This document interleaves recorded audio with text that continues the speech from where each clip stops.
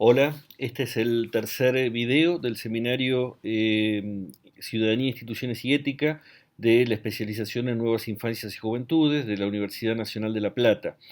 Trabajamos en los videos anteriores sobre las otras dos categorías que están en el nombre del seminario. En el primer video sobre ciudadanía y política, en el segundo video sobre ética y educación en valores.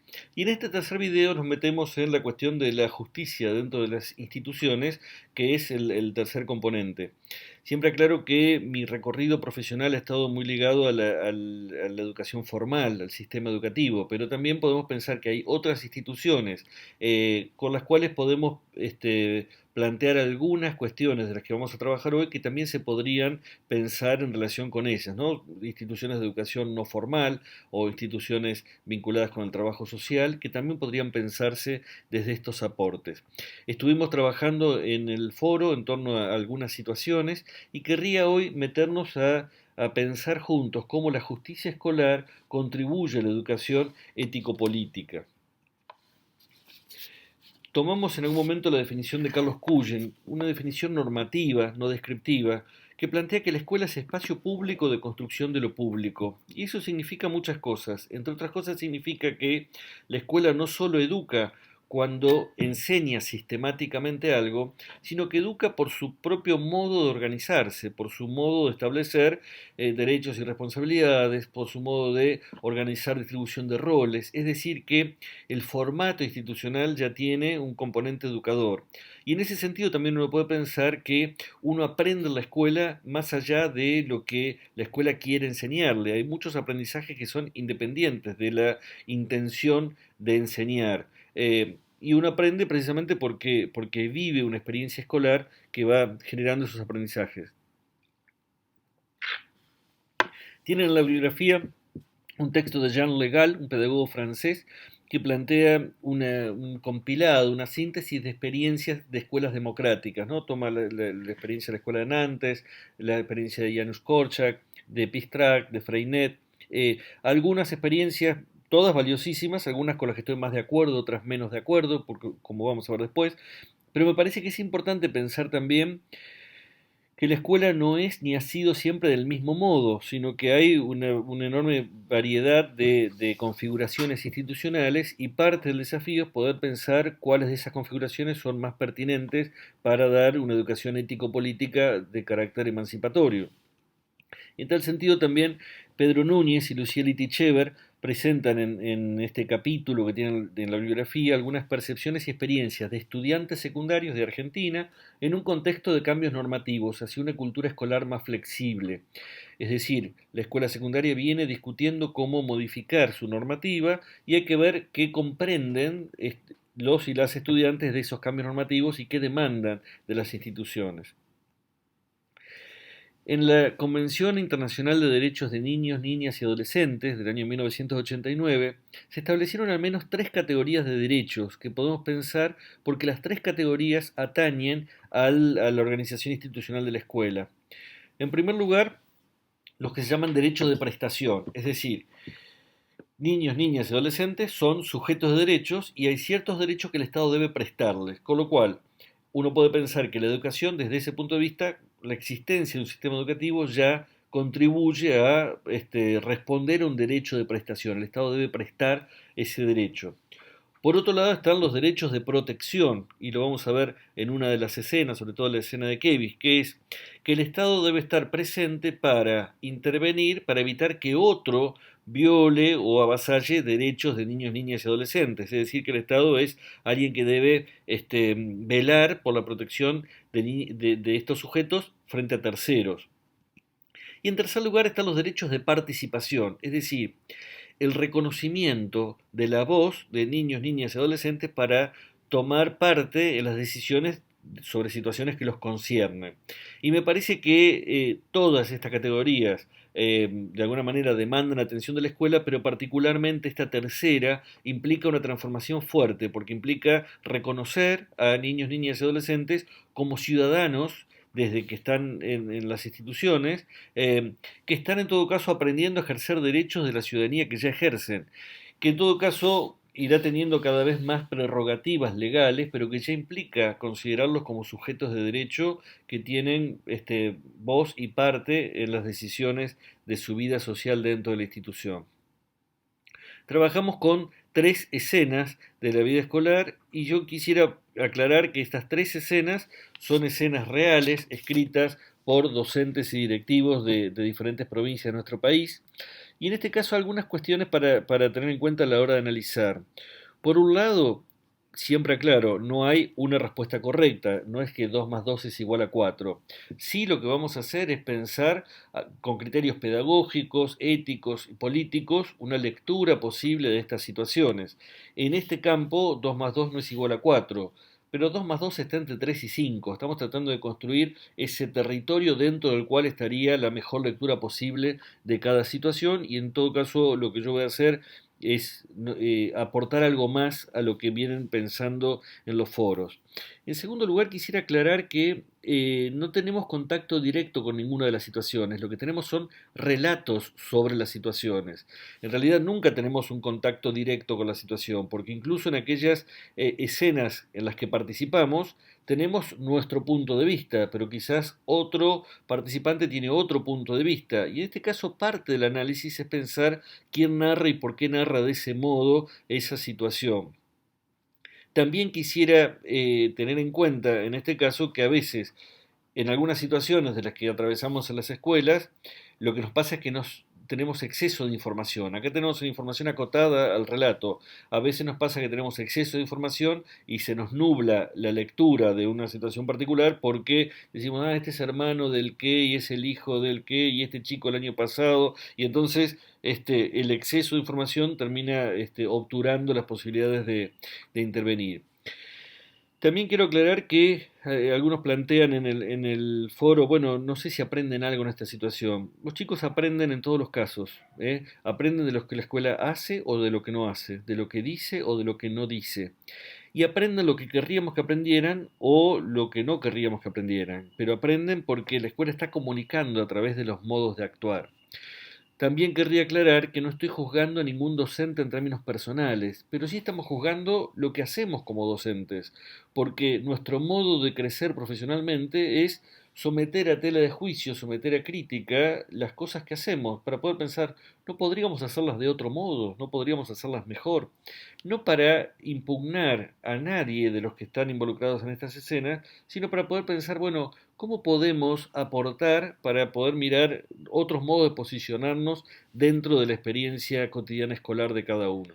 Cumpleaños Feliz es una escena que ocurrió en Puerto Madryn, es la más antigua de estas escenas. En este caso no lo escribió una docente, sino que me lo contó. Yo después le escribí y le pedí que chequeara si era lo que ella me había narrado y le ajustamos tal como ella me lo había contado. Eh, ¿Dónde me parece que está el problema acá? ¿Cuál es el conflicto? ¿Cuál es el núcleo duro de la situación? Yo creo que el problema acá es la diversidad. La diversidad es un valor que figura en todas nuestras carteleras, en los discursos escolares, en los diseños curriculares, pero cuando aparece la diversidad de la escuela no siempre tenemos las herramientas institucionales y las convicciones claras con respecto a cómo reaccionar. ¿Por qué digo que ahí hay una cuestión vinculada con la diversidad? Porque tiene que ver con las elecciones de vida, con los diferentes modos que tenemos de posicionarnos ante el mundo, en este caso una cuestión religiosa. Laura habla de interculturalidad. Yo diría que acá hay una elección de vida, hay una familia que decide ser testigo de Jehová. Y ahí hay una pregunta que también se plantea Laura en torno al derecho, es decir, me parece que el punto desde el cual uno puede empezar a pensar el problema de esta situación es, ¿tiene derecho esta familia a pedir que en el jardín su hijo no participe de los cumpleaños por una creencia familiar? Cuando yo planteo esta pregunta en muchos talleres y encuentros con docentes, me encuentro con muchos colegas y muchas colegas que dicen no, no tiene derecho. Y yo creo que ahí sale el maestro sarmientino de adentro, o sea, estamos civilizando bárbaros. Nosotros sabemos lo que es bueno para ellos, entonces tenemos que decirles esto es bueno y hay que hacerlo. Sin embargo, la Declaración Universal de Derechos Humanos plantea que es potestad de las familias elegir la orientación educativa para sus hijos y sus hijas. Eso no quiere decir que puedan definir para toda la vida cuáles son las creencias de hijos e hijas. Quiere decir que pueden criarlos en la primera infancia en un cierto marco valorativo y después, en la medida que vaya adquiriendo autonomía, un chico, una chica podrán tomar distancia, podrán decir, hasta acá llegué, gracias, me educaron en un conjunto de creencias y yo ahora prefiero otro. Pero claramente no ocurre eso a los 3 años, así como una familia puede decidir bautizar a su hijo o su hija o circuncidarlo, también puede decidir, bueno, nosotros queremos cierto régimen alimenticio o ciertas pautas religiosas con respecto a la comida. Entonces me parece que ahí lo que ocurre con la escena es que nos pone en cuestión, porque uno podría decir, pero ¿qué tiene de malo que Martín esté en un festejo de cumpleaños? Si es tan lindo festejar los cumpleaños, es como si viniera una familia judía y dijéramos, pero ¿qué tiene de malo el jamón? ¿Qué te hizo el jamón para que no puedas comerlo? Bueno, no me importa lo que yo crea, lo que importa ahí es que no podemos pedirle a nadie que renuncie a ser quien es para poder estar acá. Y si ese es el sistema de creencias de la familia, es la escuela la que tiene que buscar un modo de dar respuesta a esa demanda si la consideramos legítima. En varias de las intervenciones del foro se detienen en la posición de la directora y a mí me parece que es importante esto que plantean porque la directora dice que cada una responda según su conciencia. A veces en los talleres me dicen, esta directora se lava las manos, es la gran Poncio Pilatos, bueno, la critican mucho. Sin embargo, es probable que esa directora crea que es muy democrática porque hace esto. Y yo creo que lo que está pasando es que la directora se pierde una enorme posibilidad de discutir con su equipo acerca de cómo le damos cabida a la diversidad en la escuela. ¿Qué hace cada una de las docentes? Cada una de las docentes da la respuesta que puede, ¿no? Una dice, bueno, que si no pueden estar en el cumpleaños, se quedan afuera. Y los cuida Dora, que es gauchita para estas cosas, entonces se quedan afuera. Los gorditos, los celíacos, los alérgicos al chocolate, los testigos de Jehová, cualquiera. Y aunque sea, seremos dos dentro de la sala, pero estamos festejando el cumpleaños. Eso quiere decir, eso implica la rigidez del modelo institucional. Nosotros festejamos cumpleaños. Si a alguno no le gusta, yo lo respeto, se queda fuera. Pero yo no hago ningún movimiento para incluir esa diversidad. Sino, bueno, yo respeto, no le exijo, no lo obligo, pero se queda fuera. ¿eh? Eh, Digo, ahí hay una idea de que los normales quedamos al lado de afuera y todos esos que tienen alguna anormalidad, alguna diferencia, estarán afuera, ¿no? Algo del modelo de asimilación o de normalizar al diferente. También, en este caso hay una maestra que dice, bueno, ese día no lo traigan al jardín. Con todo lo que le cuesta al jardín ser reconocido como nivel educativo y trabajar con las familias para que entiendan que se trata de llevar a sus hijos y sus hijas todos los días y que no es que si un día está con un poquito de frío o si, no es- o si está lluvioso, entonces ese día no va al jardín. Digo, es un desafío que entiendan que es un compromiso participar del proyecto colectivo cotidiano. Bueno, para esta maestra es, si hay cumpleaños que no venga, entonces si tiene 20 compañeritos, un mes al año no va al jardín.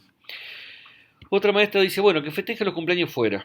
Es quizás también una maestra que da cuenta de que hay una diversidad y que es legítima, pero también ahí es un tema de sábana corta, porque resuelve el problema de Martín, pero hay un montón de familias que no pueden festejar el cumpleaños fuera del jardín porque no tienen posibilidades de alquilar un salón o de invitar a las familias. Entonces, quizás como le pasa a Iris, va a haber familias que se quejen de que no le festejen el cumpleaños en el jardín. Andrea está muy preocupada porque quiere integrar a este chico al grupo y entonces con las mejores intenciones, a mi modo de ver, toma la peor decisión posible, que es que decida Martín, que él decida si quiere quedarse acá o irse. Eh, ¿Qué aprende Martín en ese caso? Y aprende que no tiene adultos alrededor que tomen decisiones por él, porque lo que no pudieron acordar la madre, la directora ni todas las maestras lo tiene que decidir el nene de 3 años. Eso es un deslizamiento frecuente en muchas instituciones, que es cuando los adultos no nos ponemos de acuerdo, bueno, vamos tirando la pelota y que sean los chicos, las chicas las que decidan al final, porque bueno, es más democrático que lo decían ellos. En realidad nos quema la papa caliente, se la pasamos al nene de 3 años. Y ¿Por qué digo que es la peor decisión? Porque también me parece que se nota en el relato que Andrea sabe poco de lo que pasa en esa familia. Una vez la mamá le dijo eso y ella no sabe que habló con Martín o que dejó de hablar. ¿No es un valor prioritario de la escuela el conocimiento y la comunicación? ¿No sería importante para Andrea tratar de averiguar por qué esa familia que es testigo de Jehová no quiere que participe en el cumpleaños? ¿Qué significa para los testigos de Jehová, si ella no lo entiende, no participar del cumpleaños? ¿No sería importante saber también cómo la familia le comunica estas ideas a Martín para poder acompañar sin exigir, sin modificar los modos de pensar o de actuar de la familia, sino simplemente para poder entender y poder acompañar desde el jardín? Me parece que lo primero que sería necesario es que Andrea cite a esta mamá y diga, ¿me contás un poco en qué creen ustedes? No lo sé, quiero saberlo. El conocimiento es un valor propio de la institución, lo veíamos en el segundo video, y creo que acá está olvidado, ¿no? Y yo insisto en que quizás debería haber una decisión institucional. ¿Por qué? También ahí hay una cuestión para pensar, porque quizás no sobre todos los temas habría que tomar una única decisión, pero si para la familia de Martín esta decisión es relevante, me parece que merece que la escuela le dé la misma respuesta a lo largo de todos los años que esta familia está dentro de la institución y no que cada año dependa de lo que el maestro o la maestra decidan. Creo que el primer paso que yo daría para poder encarar una solución a este problema es invitar a pensar o a dialogar a esta mamá y que nos cuente en qué cree y por qué.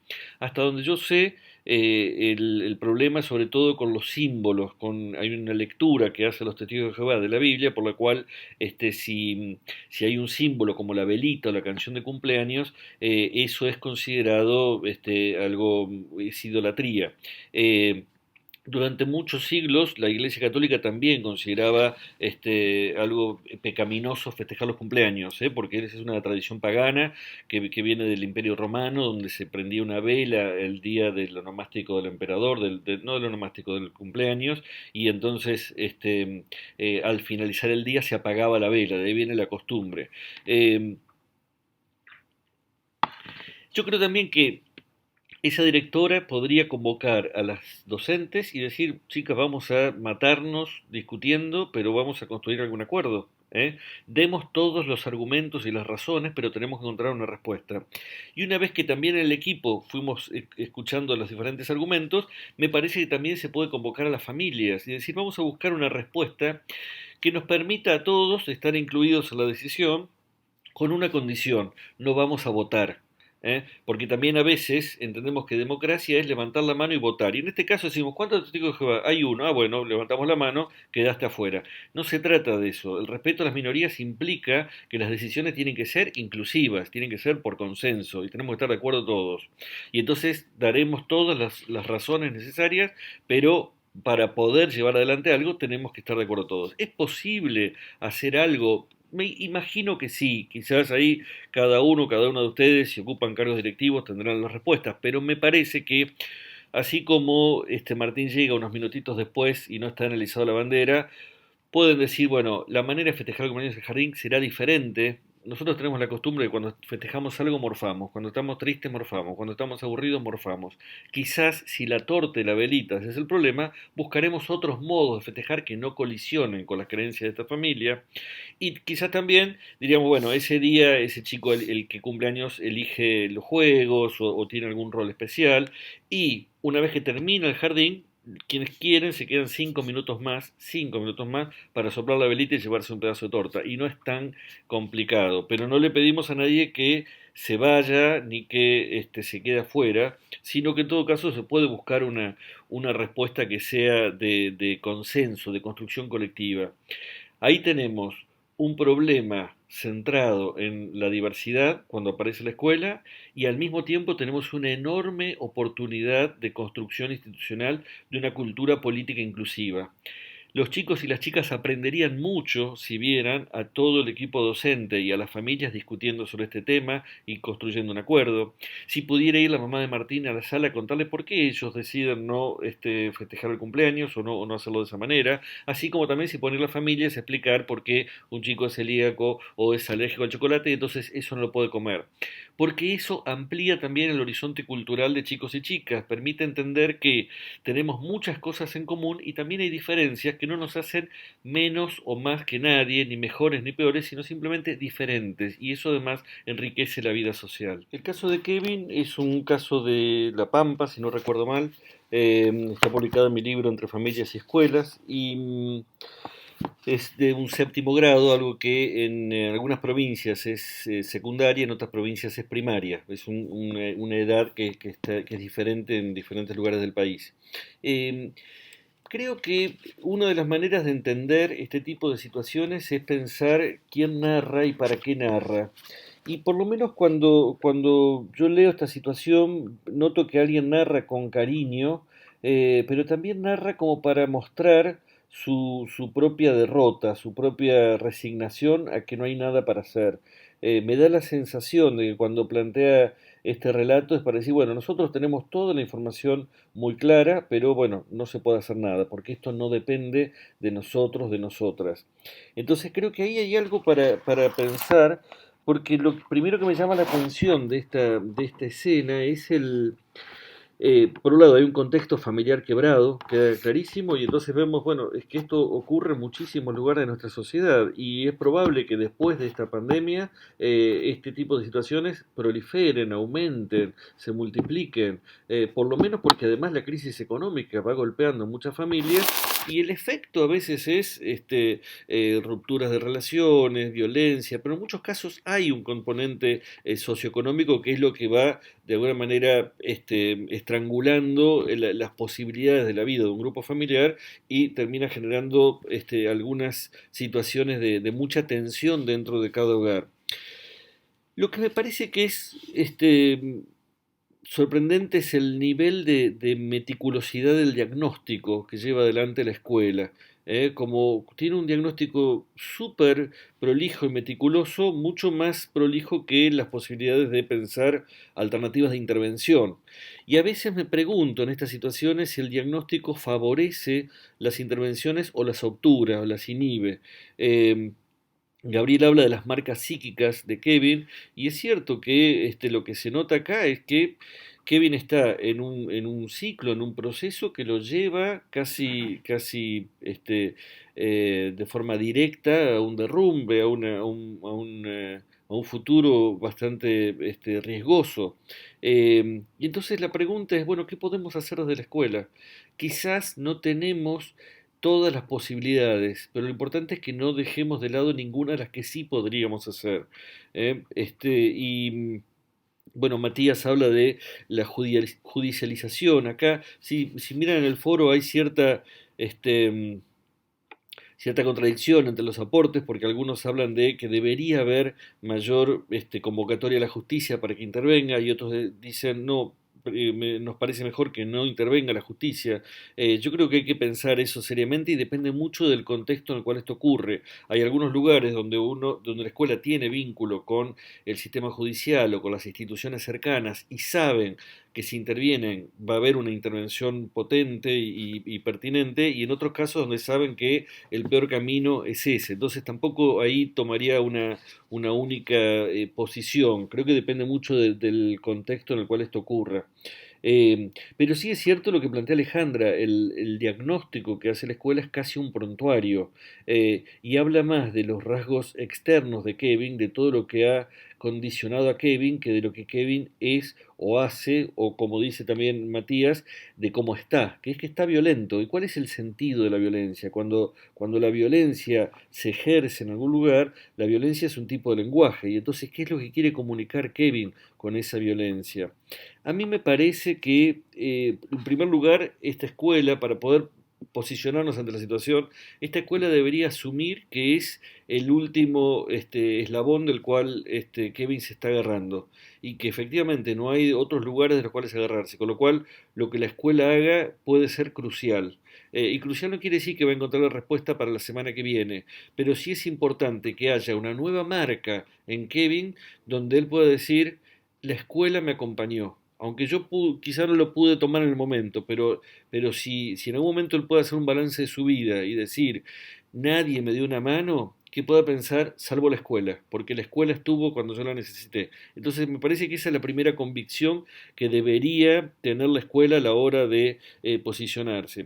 Y con esa convicción, bueno, Matías alude bastante al trabajo con el resto del grupo, que es muy interesante, pero también agregaría que no se trata de aplicar las mismas respuestas a Kevin que a cualquier otro chico o chica, sino que hay que pensar las respuestas pertinentes.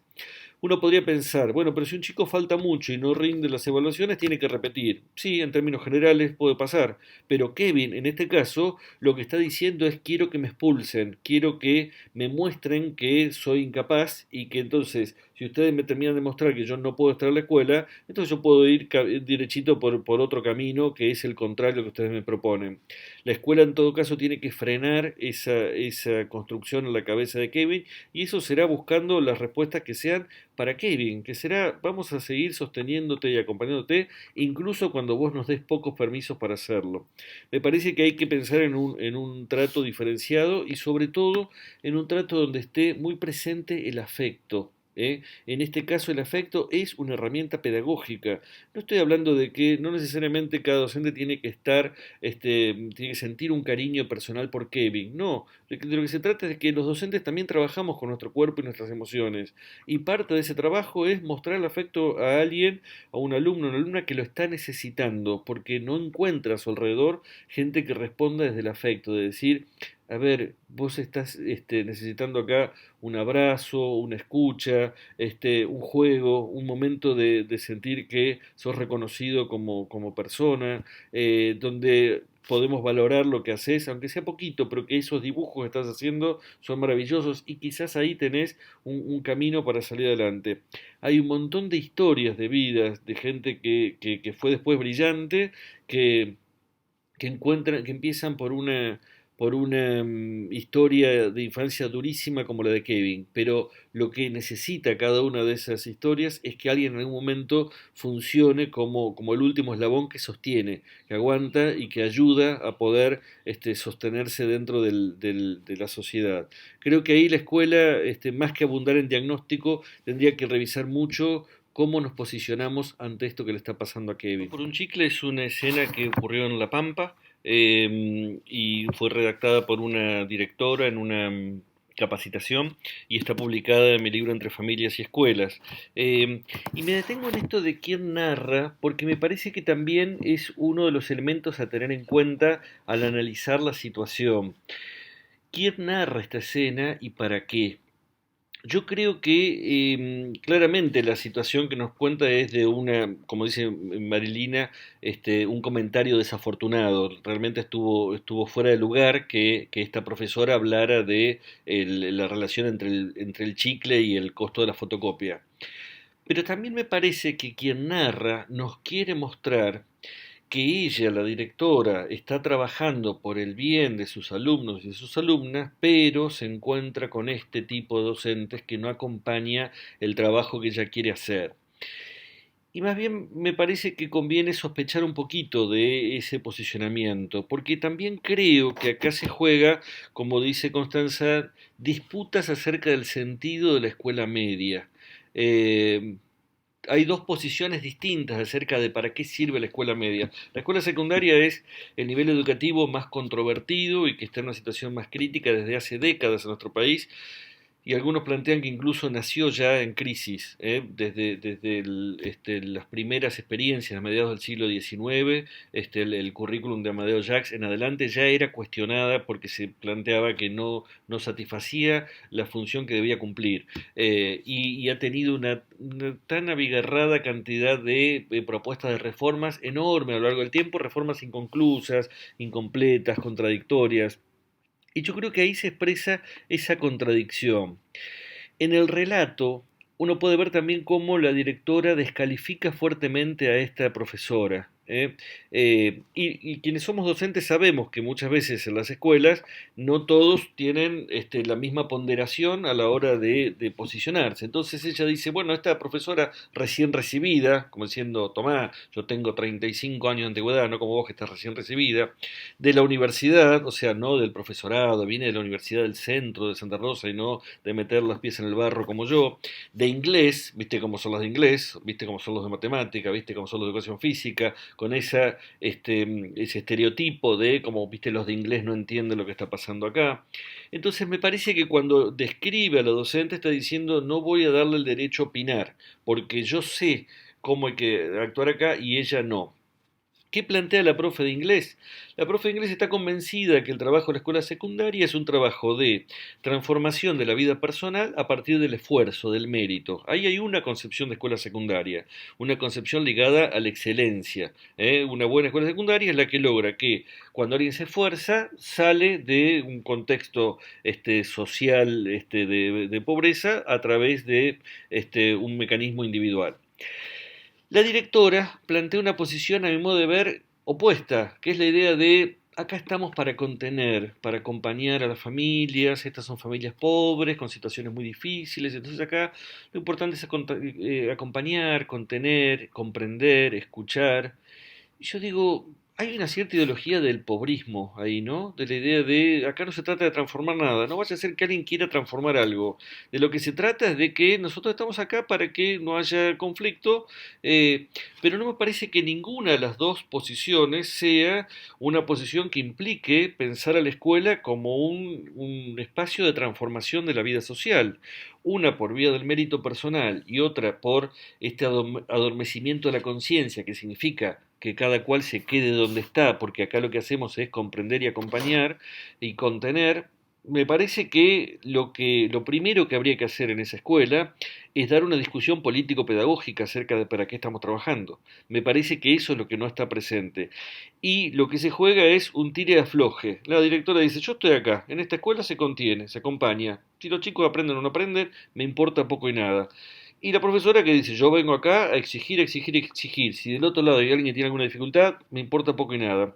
En el medio lo que hay es que para cada estudiante que mire esta escena dice, en realidad los profes no saben para qué están acá, ¿no?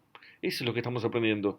Que nosotros no sabemos para qué venimos, pero los profes tampoco saben para qué están haciendo su trabajo. Y se nota eso en que no hay una discusión acerca de cómo resolver el problema. Eh, la profesora de inglés necesitaba fotocopias para su trabajo. Uno puede pensar, bueno, siempre se tiene que sacar fotocopias, no hay otra manera. Puede ser. Pero también uno podría pensar, bueno, ¿cómo hacemos? ¿Cuántos son los que no tienen fotocopias? ¿Cómo hacemos para sacarles las fotocopias necesarias? A ver, la cooperadora puede aportar algo. ¿Hacemos que cada dos trabajen con una fotocopia? Eso queda de lado. ¿Por qué? Porque la tarea, el trabajo de enseñar y aprender, queda desdibujado. Uno lo que quiere es exigencia independientemente de las condiciones. Otro lo que quiere es comprensión independientemente del aprendizaje.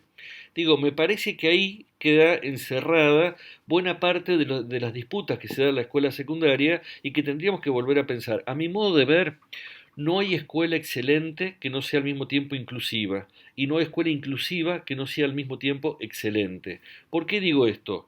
Porque una escuela que es inclusiva, pero no enseña y que hace que chicos y chicas se mantengan por 5 o 6 años en la escuela, que estén todos ahí, que todos entren y todos se vayan, pero que no aprendan nada, eso no es verdaderamente inclusión. Y una escuela excelente que dice, solo voy a tener acá a los que pueden, a los que son capaces, a los que aprenden rápido y el resto no, eso no es una escuela excelente, porque así es muy fácil enseñar. Solo es una escuela excelente aquella que es capaz de enseñar a los que tienen más dificultades y a los que pueden presentar un montón de condicionantes para aprender. Y solo es inclusiva una escuela que mantiene a su matrícula de estudiantes, pero que además ofrece conocimientos, ofrece herramientas para poder incorporarse a la vida social. Entonces creo que esa articulación entre la inclusión y la excelencia es lo que debería ameritar una discusión político-pedagógica en esa escuela. Las tres escenas nos sirven para pensar, para ir construyendo juntos algunos parámetros de lectura de situaciones.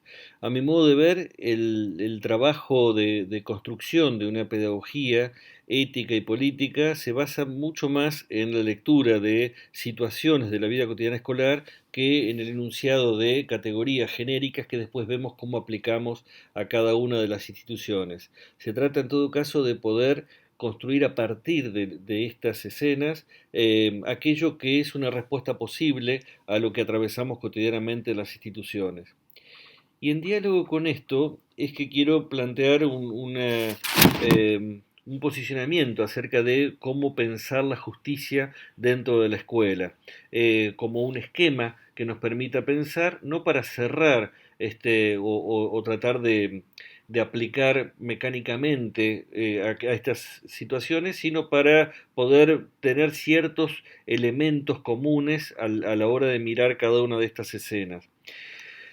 Yo creo que pensar la justicia en la escuela implica al menos atender 5 componentes. Por un lado, el conflicto. Es decir, en todas las escenas vemos que hay algún tipo de conflicto. Y la pregunta es, ¿por qué hay conflictos en las escuelas? ¿Por qué hay conflictos en las instituciones? Básicamente hay conflictos porque hay gente. El conflicto es algo constitutivo de la vida social. Y mientras haya dos personas, y a veces hasta con una sola, hay conflicto. El conflicto no es algo necesariamente malo. En todo caso, el conflicto puede ser el motor de las transformaciones institucionales y es también el motor de las decisiones, el motor de la construcción, el motor que va moviendo la historia. Entonces, a veces tenemos la fantasía de que podría haber una institución sin conflictos y eso no va a ocurrir. Lo propio de la vida social es que haya conflictos. Y la pregunta es, bueno, ¿qué hacemos con esos conflictos cuando aparecen en las instituciones? El segundo componente es la norma. Podríamos caracterizar a la norma como una respuesta institucional al conflicto, a los conflictos habidos o a los que podría llegar a haber.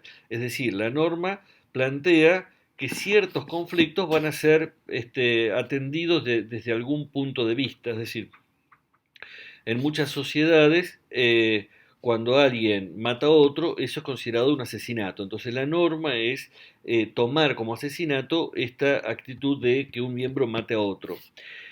Pero la norma no anula el conflicto, no es que porque está escrita la norma el conflicto deja de existir. Lo que hace la norma es establecer qué posicionamiento va a tomar la institución frente al conflicto. Digo esto también porque a veces hay cierta expectativa de que una vez que está puesta la norma, ya la norma opera por sí misma y la norma va a resolver o va a impedir que ocurra un conflicto. No es así. Lo que hace la norma es intervenir sobre el conflicto, va a orientar nuestros posicionamientos ante el conflicto, pero no va a diluirlos o hacerlos desaparecer necesariamente. En todo caso, tienen que ir dándose otras condiciones para que opere la norma en relación con el conflicto. Uno de los textos que tienen para leer es un texto de Marcelo Leiras, un sociólogo argentino contemporáneo, que trabajó hace unos cuantos años sobre derechos del niño, pocos años después de que había salido la convención. Él trabajó con chicos y chicas de escuelas públicas y privadas, preguntándoles qué sabían sobre derechos del niño y qué sabían sobre sus derechos. Sobre derechos del niño nada o casi nada, pero cuando les preguntó sobre sus derechos, se encontró respuestas muy interesantes que él las sistematiza, las categoriza en ese texto, con formulaciones que a veces sorprenden porque no están hechas como las normas que habitualmente hacemos en la escuela. Recuerdo una, por ejemplo, dice, un chico decía, tenemos derecho a que si preguntamos porque no entendimos, nos expliquen de otra manera y no como nos explicaron antes. A mí me pareció brillante, porque claro, desde el punto de vista de un estudiante, si ya me lo explicaste de esa manera y no lo entendí, tengo derecho a que busques otra manera de explicármelo y no la misma. Fíjense que no hay ningún reglamento escolar que reconozca ese derecho, pero para chicos y chicas puede ser un derecho que está presente. Bueno, en ese sentido, el trabajo de Leiras es un trabajo muy interesante para pensar las normas en la escuela. En tercer lugar está el hábito. El hábito es el propósito de toda norma, es decir, cada norma aspira a transformarse en hábito, a incorporarse en cada sujeto, meterse en el cuerpo de cada sujeto, de modo tal de que ya no tenga sentido su existencia como norma. si estuviéramos en un encuentro presencial en este seminario, no sería necesario que les dijera no se empujen, no se tiren del pelo, no le pisen las zapatillas a los nuevos, porque esos hábitos ya fueron construidos en su escolaridad con anticipación. Si esto fuera la salita de tres, seguramente sí, sería una norma que hay que poner. Entonces, el hábito expresa el éxito de las normas anteriores y es ver el vaso medio lleno. También me parece importante poder mirar la justicia escolar pensando, bueno, ¿qué es lo conseguido hasta acá? ¿Cuál es el vaso medio lleno que ya tenemos? Y esos son los hábitos incorporados. En cuarto lugar está la autoridad. Y acá me detengo porque ustedes saben que la noción de autoridad es una noción compleja y que tiene un montón de abordajes desde diferentes disciplinas sociales y en pedagogía tiene un fuerte desarrollo de la reflexión acerca de la autoridad docente. Pero en este caso me refiero a algo mucho más acotado, más pequeñito, que es la noción de autoridad de aplicación. Es decir, toda norma legal requiere una autoridad de aplicación. Toda norma legal necesita que alguien vele por el cumplimiento de esa norma. Si está prohibido estacionar del lado izquierdo, tiene que haber alguien que sea la autoridad de aplicación que vele por el cumplimiento de esa norma. Porque si no existe autoridad de aplicación o no queda claro quién es poco probable que esa norma pueda transformarse en hábito. Nos pasa muchas veces en las escuelas que la norma es clara, pero no queda claro quién es la autoridad de aplicación, quién se ocupa de velar por esa norma. Entonces, si no hay autoridad de aplicación, la norma no cristaliza, no avanza, no puede llegar a constituirse en hábito en cada uno de los chicos y de las chicas. Y el quinto componente es el más antipático, que es la sanción. Podemos definir a la sanción como la respuesta institucional a la transgresión de una norma. Es decir, si la norma está para intervenir en el conflicto, la sanción lo que hace es responder cuando alguien ha transgredido la norma. Y la función de la sanción ha sido muchas veces muy denostada, muy cuestionada, porque la sanción está muy vinculada a conductas humillantes, vengativas, digamos, violentas, escenas de la sanción siempre es visto como algo que tiene un fuerte componente heteronormativo y que muchas veces tiene carácter humillante o vergonzante dentro de la historia de cada uno y cada una de las instituciones educativas. Sin embargo, hay dos funciones muy importantes de la sanción. Por un lado, el sentido de la sanción es restituir la norma, es decir, la norma está vigente. Si no hay sanción, la norma pierde vigencia. Si decimos, está prohibido estacionar del lado izquierdo, ¿y qué pasa si estaciona del lado izquierdo? No pasa nada. Bueno, entonces no está más prohibido, porque si no hay sanción, quiere decir que no rige la prohibición. La sanción viene a restaurar la norma y decir, ojo, está vigente.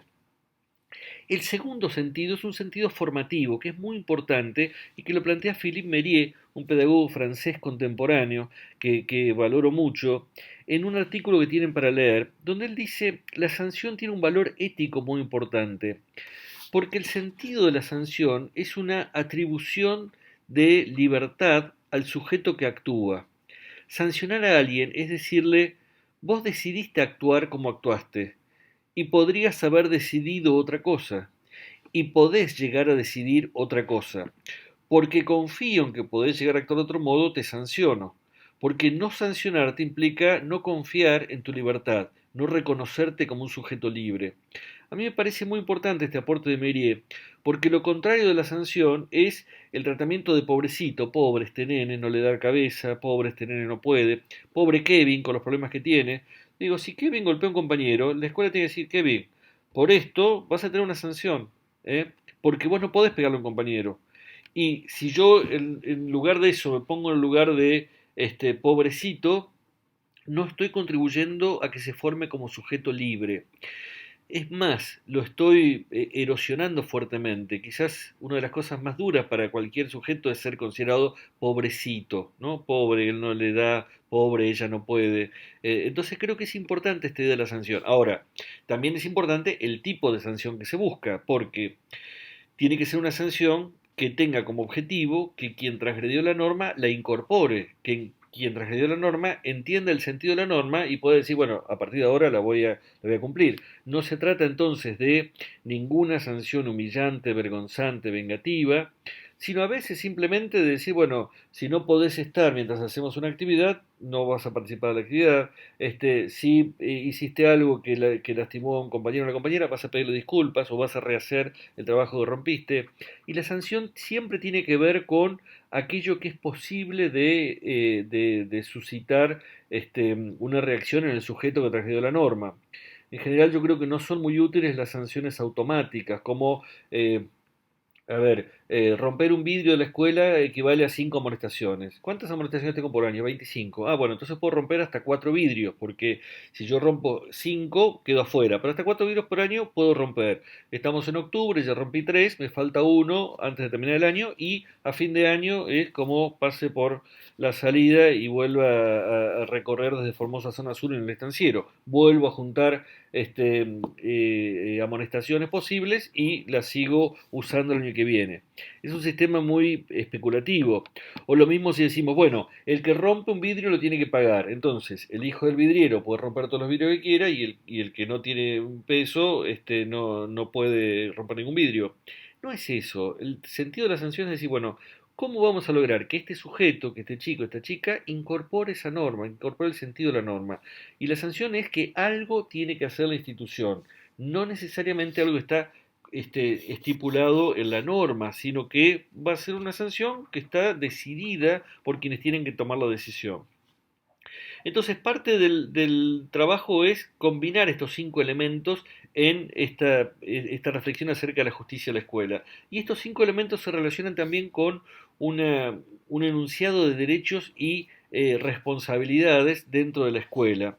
Yo planteo que hay un piso de derechos que llamamos principio de legalidad. La escuela no puede reconocer menos derechos que los que la ley otorga fuera de la escuela. ¿A qué me refiero? A que la escuela es espacio público de construcción de lo público. Y entonces, en tanto espacio público, les caben todas las normativas que están sustentando el Estado de Derecho. Nadie pierde sus derechos por ingresar a la escuela.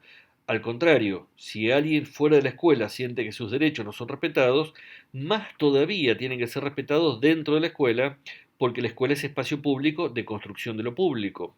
Esto puede parecer una verdad de perogrullo, pero también es cierto que fuera de la escuela construimos un Estado de Derecho en el cual nadie está obligado a declarar en su contra, toda persona tiene derecho a un juicio justo, toda persona tiene derecho a defensa en juicio, eh, nadie puede meterse con la intimidad de otro, hay una serie de, toda persona tiene derecho a instancia de apelación, todo eso que que forma parte del Estado de Derecho, se anula cuando algunas prácticas en las escuelas dicen, bueno, no tenés derecho a hablar porque ya vi lo que hiciste. Si alguno vio quién lo hizo, tiene que delatarlo porque si no es cómplice. No nos vamos de acá hasta que no confiese el culpable. Vamos a empezar a revisar las mochilas para ver quién se llevó la brochadora. Todo eso taladra el Estado de Derecho. Todo eso es ilegal. Y tenemos que empezar a revisar dentro de las escuelas algunas de esas prácticas anquilosadas que no reconocen que la escuela es también un ámbito donde rige el Estado de Derecho. Y ese Estado de Derecho rige para todo sujeto de la escuela, niños, niñas, alumnos, alumnas, docentes, personal no docente, adultos, familiares a cargo. Como techo, también propongo otro principio que es un principio pedagógico y que podemos formular de este modo.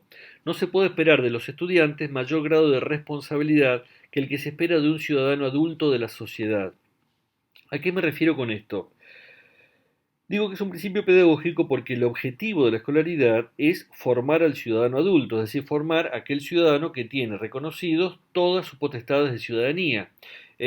Decíamos recién que un niño y una niña son ciudadanos y ejercen ciudadanía infantil desde temprana edad, porque por ejemplo pueden ser consultados por un juez a la hora de tomar una decisión, o participan en el gobierno de las instituciones a través del centro de estudiantes, pero van a tener uso pleno de ciudadanía cuando puedan votar o ser votados en las elecciones generales. Entonces, vamos avanzando hacia la construcción del ciudadano adulto de la sociedad. Si el objetivo de la escuela es avanzar hacia las responsabilidades del ciudadano adulto de la sociedad, Sería contradictorio que mientras estamos avanzando hacia allá, les pidamos que tengan más responsabilidades que las que van a tener cuando hayan llegado ahí. Se supone que si ese es el punto de llegada, todo lo demás tiene que ser de menor responsabilidad y no mayor. Por eso lo llamo principio pedagógico. Y uno puede pensar, bueno, ¿cuáles son las responsabilidades de un ciudadano adulto de la sociedad? Básicamente, en nuestro orden institucional hay tres responsabilidades de un ciudadano adulto. Por un lado, un ciudadano adulto de esta sociedad participa en la deliberación sobre la regla justa. Por nosotros mismos, a través de representantes o representando a otros, cuando deliberamos acerca de las leyes nacionales, provinciales, municipales, estamos deliberando sobre la regla justa. Tuvimos el ejercicio hermosísimo de discusión hace un tiempo sobre la ley de interrupción legal del embarazo. Digo que fue un ejercicio hermosísimo porque se movilizó toda la sociedad buscando argumentos a favor o en contra, independientemente de la posición de cada uno, de cada una y del resultado final. El ejercicio en sí me parecía que contribuía enormemente a una cultura democrática, participativa y pluralista, y que creo que además va a seguir debatiéndose. Entonces me parece que ese tipo de trabajo nos muestra lo que esperamos de un ciudadano adulto de la sociedad, la posibilidad de participar en la deliberación sobre la regla justa. La escuela entonces, desde el primer momento, debería ofrecer oportunidades de participar en la deliberación sobre la regla justa. Y a veces cuando planteo esto me encuentro con colegas que dicen, sí, nosotros en la primera semana de clase les proponemos a los chicos y a las chicas que discutan cuáles son las normas que proponemos para el aula. Y a mí me parece que es una buena práctica, pero también me genera un poquito de sospecha, porque uno suele circular por las aulas y las salas del jardín y los listados de normas son los mismos. ¿eh? Y eso me lleva a pensar que quizás hubo un poquito de manipulación, de manija, para que chicos y chicas dijeran lo que la maestra ya tenía planificado en su carpeta. Quiere decir que cuando un chico dice al que molesta le pegamos entre todos, la maestra dice no, eso no. Para hablar levantamos la mano, muy bien, fíjense lo que dijo Pedrito. Es decir, creo que ahí hay cierto tono manipulatorio en la idea de hacerles creer que están discutiendo las reglas cuando en realidad las reglas ya están predefinidas de antemano. Y en realidad uno puede pensar, bueno, es que hay reglas que están predefinidas de antemano. Cuando uno se anota en un club de barrio, la persona que nos inscribe no nos dice, ¿y usted qué reglamento propone para el club? Nos dice, el reglamento es este. Y una vez que estamos dentro del club, podemos decir, estoy en desacuerdo con el artículo 24. ¿Cuándo puedo discutirlo? ¿Dónde se hace? Tenés que venir a la asamblea y se va a discutir. Es decir, cuando un chico o una chica ingresa al jardín o a la escuela primaria y se les dice qué normas proponen ustedes para el jardín o para la escuela, también tienen derecho a pensar, pero como no tienen nada previsto, es la primera vez que van a hacer esto. Creo que es más lógico, más prudente decirles, miren, nosotros venimos trabajando con estas normas, ustedes están entrando acá, esta es la normativa con la cual estamos trabajando. Hay cosas que podemos decidir nosotros y hay otras cosas que ya están decididas de antemano. Nadie le puede pegar a un compañero ni acá, ni en el barrio, ni en el edificio, en ningún otro lado. Pero en la medida en que vayamos trabajando juntos, vamos a ir pensando algunas normas propias de este grupo. Y entonces hay que pensar en qué momento invitar a deliberar sobre una norma propia del grupo. Lo importante, creo yo, es que cuando se delibere sobre una norma sea una delegación efectiva, donde la institución delega en el grupo la posibilidad de tomar la decisión. Doy un ejemplo. En algunos jardines se puede usar juguetes y en otros no. En algunos jardines se puede llevar juguetes un día a la semana y otros días no.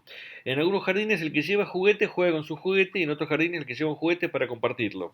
Es decir, puede haber diferentes posicionamientos sobre el juguete. No está establecido ni en la Constitución, ni en el Reglamento General de Escuelas, ni en la Ley Provincial de Educación. Hay normativas distintas. ¿Pueden los chicos de la salita de tres discutir qué hacemos con los juguetes en la sala? Sí, con una condición, que lo que decidan, eso lo vamos a hacer, porque están aprendiendo a deliberar sobre la regla justa. Y es probable también que cuando chicos y chicas empiezan a discutir estas cosas, lo que les sale es un montón de pautas muy restrictivas. En general, las primeras formulaciones son todo está prohibido, todo es obligatorio. Entonces hay que decir, bueno, La norma que aprobemos la vamos a poner en funcionamiento 2 semanas y después probamos. A la semana va a venir alguien del grupo a decir, señor, ¿podemos cambiar la norma que es espantosa? No, dijimos que lo vamos a sostener 2 semanas. Y después volvemos a discutirla y vamos a ir enriqueciendo los argumentos para ver cuál es la norma más adecuada. Fíjense que algo así podríamos hacer con respecto a los cumpleaños. Probemos, vamos a ir construyendo la norma justa y veamos quiénes son todos los que tienen que participar en esta discusión. Se enriquece mucho la institución cuando les damos la posibilidad de transitar esa discusión acerca de cuál es la regla que más nos incluye y que satisface los derechos de todos y de todas. En segundo lugar, un ciudadano adulto de esta sociedad participa en la gestión de lo público por sí mismo a través de representantes o representando a otros, cuando es electo presidente, gobernador, intendente, o cuando es presidente de un club de barrio o del consorcio o de lo que sea, hay que gestionar lo público. Y entonces es esperable que en las escuelas ofrezcamos oportunidades de aprender a gestionar lo público. Creo que si sobre la normativa hay alguna práctica en las escuelas, sobre las gestiones hay muy poquito de delegar en grupos de estudiantes que gestionen algo, que se ocupen de llevarlo a cabo. Y creo que hay que hacerlo desde temprana edad también. Gestionar puede ser, tenemos que juntar plata para ir al campamento, vamos a hacer un kiosco y entonces unos se ocupan de preparar los sanguchitos, otros de las bebidas, otros de atender el kiosco y tenemos que ir manejando un presupuesto para llevarlo adelante. Entonces, gestionar significa hacerme cargo de una responsabilidad de resolver lo que estamos haciendo. Eh, ¿Cómo aprende uno a gestionar? Gestionando, no hay otra manera. Así como aprendemos a andar en bicicleta, andando en bicicleta, aprendemos a nadar, nadando. Pero aprendemos a andar en bicicleta dándonos porrazos y aprendemos a nadar tragando agua. Y aprendemos a gestionar gestionando mal. Hasta que empezamos a gestionar más o menos bien. El problema es que si la primera vez que uno gestiona ya es presidente, el costo lo pagamos todos. El desafío formativo es poder recortar aquellas situaciones sobre las cuales podemos delegar responsabilidad de gestión sin que los costos sean tan altos. Siempre digo, si la directora de la escuela dice el viernes, organicen el baile esta noche, yo les dejo las llaves y vuelvo el lunes, y vuelvo el lunes, está la escuela incendiada, es que delegó demasiado. Y a veces ocurre eso, hay una experiencia de gestión participativa y entonces la directora dice después, nunca más en la vida vamos a permitir que haga un baile en esta escuela, ¿no? La directora, el director. Y yo creo que la cuestión es pensar qué podemos delegar para que el costo de la delegación de los aprendizajes no sea tan alto. Y sí, efectivamente, los chicos y las chicas pueden gestionar la biblioteca del aula, gestionar espacios dentro de los recreos donde haya talleres de diferentes juegos, gestionar campeonatos de la escuela secundaria, gestionar una revista estudiantil, gestionar un montón de cosas interesantísimas y tiene que ser parte de la escuela, decir, es importante que aprendan a gestionar, a organizarse para llevar adelante una actividad. En tercer lugar, un ciudadano adulto de esta sociedad participa también en la deliberación acerca de la responsabilidad de alguien en la comisión de un delito cuando es convocado para participar de un jurado popular, por ejemplo. En la Constitución argentina desde 1853 está previsto el juicio por jurados, aunque las experiencias son mucho más recientes en la provincia de Córdoba, en la provincia de Buenos Aires. Y ahí un ciudadano adulto puede participar de la deliberación acerca de si una persona es inocente o culpable ante una acusación. Pero en ese caso, cuando un ciudadano adulto delibera, lo que decide es inocencia o culpabilidad, no decide cuál es la pena que le corresponde si es considerado culpable. El jurado establece culpabilidad y en ese caso es el juez el que tiene la formación específica como para poder establecer cuál es la pena correspondiente. Yo creo que, y esto ocurre en la escuela secundaria bonaerense, por ejemplo, cuando pedimos que los y las estudiantes deliberen cuál es la sanción que le corresponde a un compañero o una compañera que transgredió una norma, les estamos pidiendo que tengan una responsabilidad más grande que la que van a tener cuando sean adultos. Y eso me parece que es una contradicción pedagógica. ¿Por qué? Porque los estamos preparando para algo que no van a hacer cuando sean adultos. Y no lo van a hacer porque además en nuestro orden legal el juez tiene una formación específica para poder analizar atenuantes y agravantes, ¿eh? Y yo creo también en la escuela, por eso hablaba antes de la sanción, tiene que ser una autoridad pedagógica la que defina cuál es la sanción que es pertinente para que este chico, esta chica, incorpore la norma. Cuando eso no ocurre, lo que tiende a ocurrir es que la escuela delega en alumnos y alumnas aquello que es una papa caliente, que es preferible que lo decían ellos, así no tenemos que ocuparnos nosotros. Y por otra parte, se juegan mucho cuál es el lugar que ocupan los acusados o las acusadas en relación con el resto del grupo. Pueden ver funcionamientos de esto, por ejemplo, en la película Entre los Muros, una película francesa donde se muestra cómo funciona este sistema de resolución de acusaciones en una escuela y yo creo que personalmente no comparto que los y las estudiantes tengan que deliberar sobre la sanción, sí sobre culpabilidad o inocencia. También aquí en la ciudad de Buenos Aires, donde yo estoy grabando este video, hace unos años había habido un caso en una escuela de Caballito, donde habían, creo que le habían querido prender el pelo a una profesora de historia. Los medios le preguntaban al ministro de Educación de ese momento y el ministro de Educación decía, lo vamos a expulsar a este alumno. Estamos esperando que se reúna el Consejo de Convivencia para tomar la decisión. Es decir, el ministro ya había decidido que lo iban a expulsar, pero iban a hacer la pantomima de que se iban a reunir estudiantes y docentes y todo, y iban a ser ellos los que iban a tomar, iban a levantar la mano para decidir lo que ya el ministro había establecido. Entonces creo que establecer ese principio pedagógico significa, si vamos en la dirección de las responsabilidades de un ciudadano adulto, o bien modificamos cuáles son las responsabilidades de un ciudadano adulto, o son ellas las que nos funcionan como norte para establecer cuáles son las que debemos poner dentro de la institución. Digo esto porque podríamos pensar que, bueno, que sean los y las adultos de un país los que deciden la pena para el culpable de algo. Pero eso en general en el derecho está muy cuestionado porque en general la sociedad siempre pide sangre, ¿eh? ¿Qué hacemos con los violadores? Pena de muerte. ¿Qué hacemos con los secuestradores? Pena de muerte. Y con los que roban el equipo de audio de un auto, pena de muerte. Y con el que te empuja el colectivo, pena de muerte. ¿Por qué? Porque la sociedad siempre busca el máximo de la pena y por eso muchas veces nos quedamos insatisfechos cuando nos dicen, no, nada más que 20 años le dieron. Yo creo que también nos pasa en la escuela. A veces, si los chicos y las chicas son los que toman las decisiones más severas. De lo que se trata es de poder pensar con carácter formativo. ¿Cuál es la sanción que va a permitir que este chico, esta chica, incorpore la norma y pueda volver a integrarse a la vida institucional y grupal? Ahora, con este piso, este techo y estos cinco componentes, nos falta este, ver qué hacemos con esto, ¿no? Cómo nos organizamos. A veces cuando planteo, bueno, ¿y qué hacemos con esto?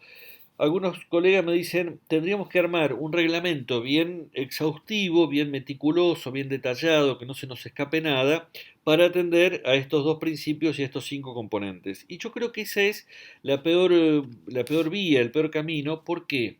Porque cuanto más detallados son nuestros reglamentos, más rápidamente quedarán vetustos, más rápidamente quedarán fuera de servicio, porque nuestros conflictos son mucho más creativos que nuestras normas, y porque vamos incorporando nuevas situaciones que no están contempladas cuando es muy detallado un reglamento.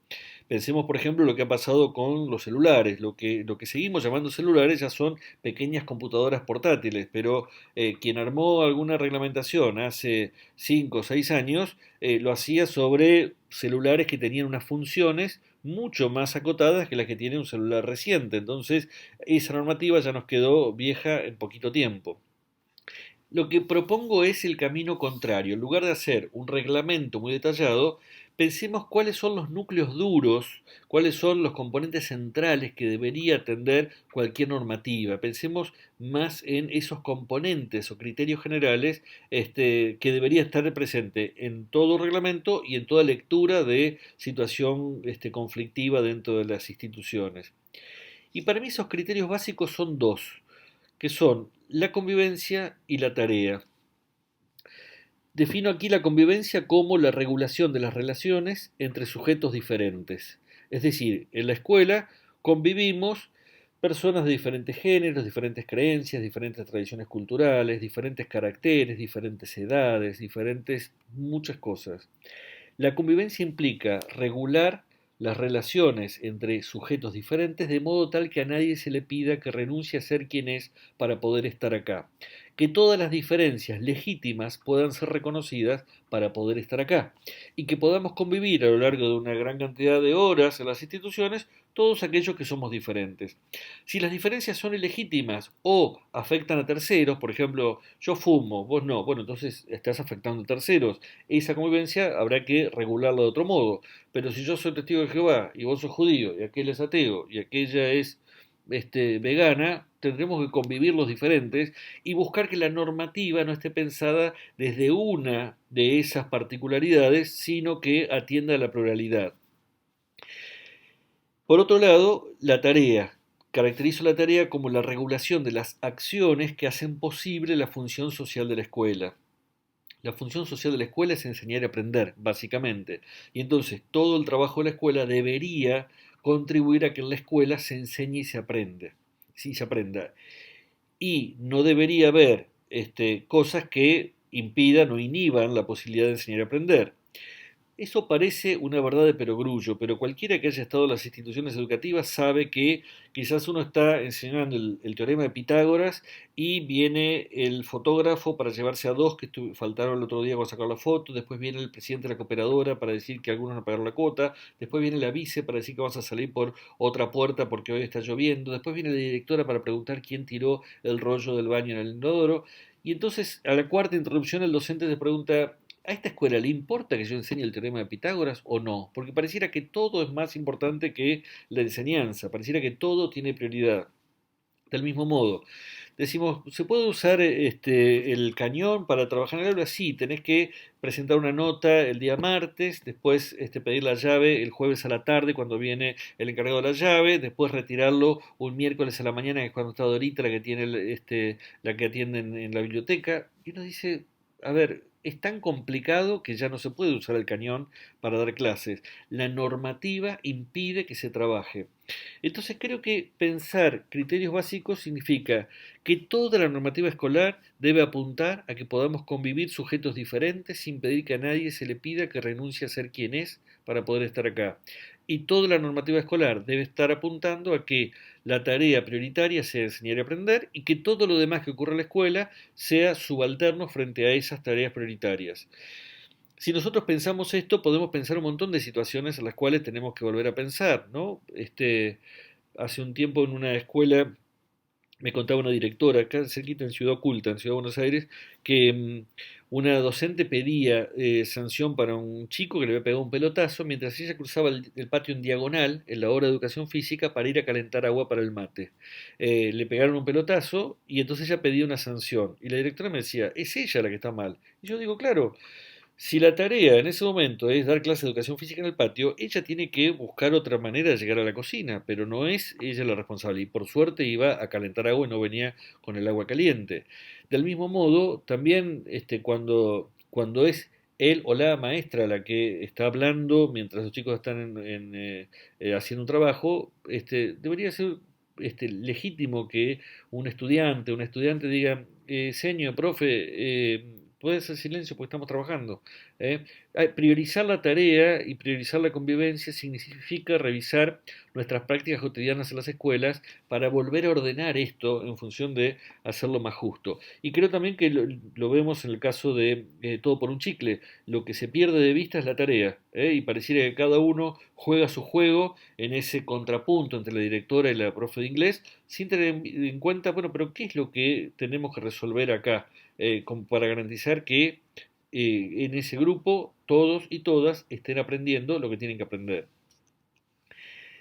A veces decimos, bueno, pero con todo esto entonces ya podemos aplicarlo y resolvemos la situación. No, cada situación es única, particular, contingente. Lo que hicimos fue construir un esquema de criterios, principios, componentes a tener en cuenta a la hora de analizar una situación y además tenemos que pensar en el plus propio de cada situación específica. Teniendo en cuenta todos estos ingredientes, vamos a ir leyendo lo particular de cada situación. También tienen como bibliografía algunos materiales muy interesantes. Uno es de Mariela Hellman, una colega argentina contemporánea, que trabaja sobre nuevos derechos y particularmente el derecho a la intimidad en la escuela. Ella analiza, diseñó un dispositivo de un caso que plantea que dos chicos en el grado están pasándose un papelito y la maestra los ve, les saca el papelito y lo lee.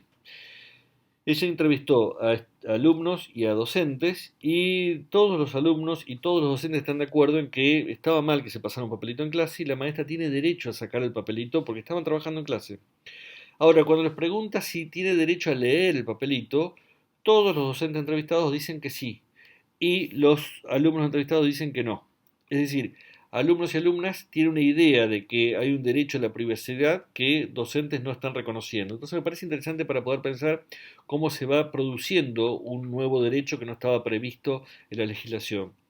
Y también hay un trabajo de Flores, se me fue el nombre, Valeria Flores, sobre la violencia silenciosa, que es cómo opera la heteronormatividad de la escuela. También muchas veces las instituciones están pensando de entrada que hay varones y mujeres y que hay varones y mujeres heterosexuales y todo está pensado en función de eso, pero no está pensado en que puede haber otras identidades, otras orientaciones sexuales y entonces lo heteronormativo funciona como una violencia silenciosa a través de prácticas que están tan cristalizadas que ni siquiera se formulan a veces como normas, sino simplemente como un sentido común que opera las instituciones. Y ahí también uno podría revisar, bueno, cómo revisamos esto desde los parámetros que planteábamos recién. La formación ética escolar, cuando hablábamos de educación en valores en el segundo video, yo prefiero siempre la expresión formación ética que educación en valores, pero la formación ética escolar debe incluir un abordaje formativo de situaciones de la vida cotidiana escolar. Esas escenas que discutimos de cumpleaños feliz, Kevin, todo por un chicle y un montón de otras situaciones que se producen cotidianamente en las escuelas, se pueden escribir, se pueden analizar y son herramientas para el trabajo en el aula. Y entonces debe incluirse también situaciones de inclusión, marginación o exclusión para la tarea o el juego, que podamos pensar, bueno, cuando miramos a un grupo, qué tipo de situaciones se dan. Situaciones relacionadas con el poder y con la autoridad, ya sea el exceso de poder o digamos la rebelión ante el poder o el exceso de sumisión, ¿no? Todo lo que se da en cada uno de los grupos. En general, la sumisión a las escuelas está bien vista y la rebeldía está cuestionada, pero creo que en ambos casos tenemos posibilidad de pensar juntos cómo nos posicionamos como sujetos, como ciudadanos ante el poder. Situaciones de competencia o cooperación dentro del grupo clase o con otros grupos escolares. Competencia y cooperación son valores contrapuestos, pero ambos valiosos, porque en la vida hay situaciones donde es legítimo competir y donde es legítimo y necesario cooperar. Uno podría decir, bueno, pero yo prefiero la cooperación y no la competencia. Sí, pero si estamos jugando un campeonato de fútbol, alguien gana y alguien pierde. Y también tenemos que aprender a competir y aprender a ganar y aprender a perder. Entonces, la competencia forma parte. Y si vamos a un concurso docente en la universidad, también hay una competencia. Entonces, hay un montón de situaciones de la vida social donde hay competencia. Y también es cierto que necesitamos aprender a cooperar. La escuela tiene muchas más yo lo que encuentro personalmente, un discurso mucho más favorable a la cooperación y prácticas institucionales mucho más favorables a la competencia. Tenemos que poder operar con ambas. Necesitamos aprender a competir y aprender a cooperar y aprender a leer cuándo hacer cada una de estas cosas. Manifestaciones de valoración positiva, prejuicios o desvalorización hacia personas o grupos sociales del entorno cercano o de otros contextos. Estas también son situaciones que atañen a la justicia escolar, que están los puntos de vista, los modos de mirar a cada uno o cada una de las personas que están alrededor y de poder mirar también hacia afuera. Y en esas valoraciones, esas representaciones que aparecen, también podemos intervenir. Y momentos de deliberación sobre la organización grupal para realizar una actividad o conseguir un objetivo compartido. Esas son también situaciones donde podemos mirar qué ocurre en un grupo y podemos pensar cómo intervenir formativamente para ayudarlos a llevar adelante esos aprendizajes de la ciudadanía en el entorno escolar. La lectura de estas situaciones permitirá establecer necesidades formativas para elaborar proyectos de trabajo dentro de cada grupo. No nos vamos a meter en este seminario en aspectos didácticos, pero sí podemos saber que la lectura de estas situaciones en un grupo escolar nos va a ayudar a pensar por lo menos los propósitos, hacia dónde tenemos que intervenir y que trabajar. Cierro con una frase de Paulo Freire que plantea: cuanto más respetemos a los alumnos y a las alumnas, independientemente de su color, sexo y clase social, cuantos más testimonios de respeto demos a nuestra vida diaria, en la escuela, en las relaciones con nuestros colegas, con los porteros, cocineras, vigilantes, padres y madres de alumnos, cuanto más reduzcamos la distancia entre lo que hacemos y lo que decimos, tanto más estaremos contribuyendo para el fortalecimiento de las experiencias democráticas. Estaremos desafiándonos a nosotros mismos a luchar más en favor de la ciudadanía y de su ampliación. Estaremos forjando en nosotros mismos la disciplina intelectual indispensable sin la cual obstaculizamos nuestra formación, así como la no menos necesaria disciplina política, indispensable para la lucha en la invención de la ciudadanía. Y a mí me parece muy importante este texto porque plantea la idea de que la ciudadanía es una invención. Si no llevamos adelante una lucha particular y que se da en cada una de nuestras instituciones, la ciudadanía no se construye, la ciudadanía no se inventa, la ciudadanía no se crea. Se hace porque hay voluntad de llevarla adelante, voluntad de hacerla. Y esa voluntad tiene que ver con posicionamientos en las instituciones y con trabajos sistemáticos en el ámbito pedagógico. Creo que con esto podemos cerrar por lo menos mis aportes al trabajo que ustedes, cada uno y cada una, está haciendo en el foro, en las lecturas, en la producción de sus trabajos finales, pero pudimos presentar en estos videos algunas aproximaciones a la cuestión de la política, de la ética y de la justicia en las instituciones. Tienen aquí citados todos los materiales que fui mencionando a lo largo del video, y vamos a tener un encuentro final el viernes 17, como para poder intercambiar, aunque sea un rato, sobre estos temas y poder fijar algunos criterios para el trabajo final de este seminario o el trabajo que integra junto con otros seminarios. Les agradezco mucho la participación, les agradezco enormemente la riqueza de los aportes que hicieron en el foro, que fueron realmente muy interesantes, y espero que nos veamos en algún momento en vivo cuando se termine esta situación tan particular. Cuídense, cuidémonos y seguimos trabajando. Muchas gracias.